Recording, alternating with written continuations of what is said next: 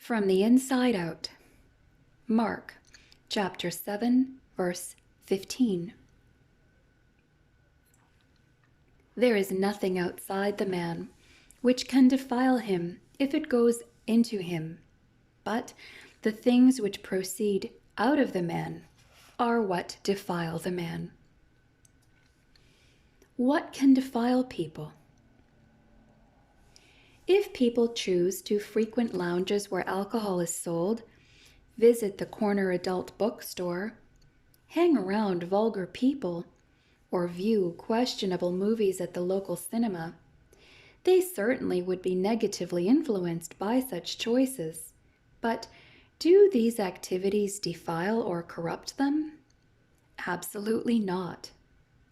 Misdeeds, inappropriate behaviors, or distasteful materials are snapshots of the heart. That is, they are the product of corruption, not its producer. Each person's heart is more deceitful than all else and is desperately sick. Refer to Jeremiah 17:9 and Matthew 15:18. Matthew 23 verses 25 and 26, and Titus 1 verses 15 and 16. So which statement is true?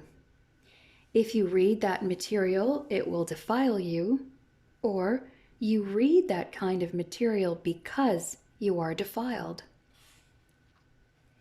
Warning people about the dangers of alcohol abuse, sexual indiscretion, or overindulgence is necessary, especially for the protection of innocent and vulnerable children and immature people. However, the reason they are dangerous to people is not because they are the cause of defilement, but because people are by nature defiled. We fancy the wrong fruit. The deeper issue is with who and what we are.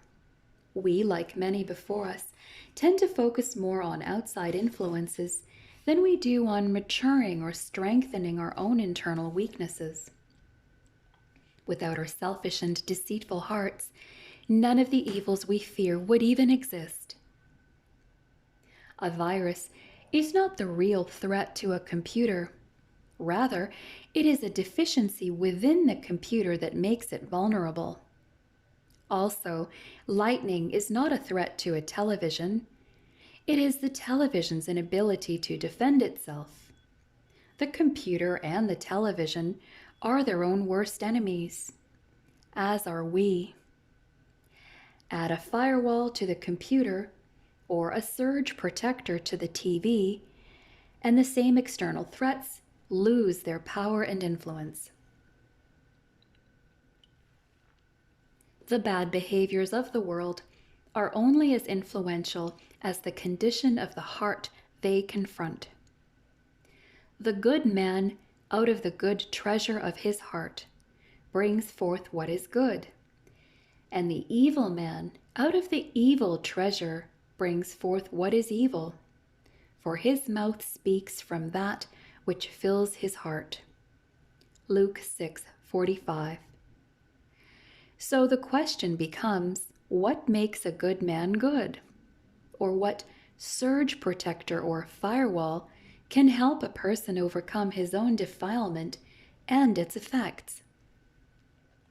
We must connect our hearts and minds to the antithesis of evil itself, God in the person of Jesus, who leads us to the Father through the sanctifying work of the Holy Spirit. Our own spiritual bankruptcy creates the evils that come from and against us. God reinvests in us through the blood of his Son and ensures our destiny through faith for a salvation ready to be revealed in the last time. See 1 Peter 1 verses 3 to 5, Acts 4:12, Titus 3 verses 4 to 7, Hebrews 12 verses 1 to 3. God is everything incorruptible. Without him, we know only corruption. Incorporate God into every aspect of your life, and you will more clearly understand the threats of this world and handle them with grace.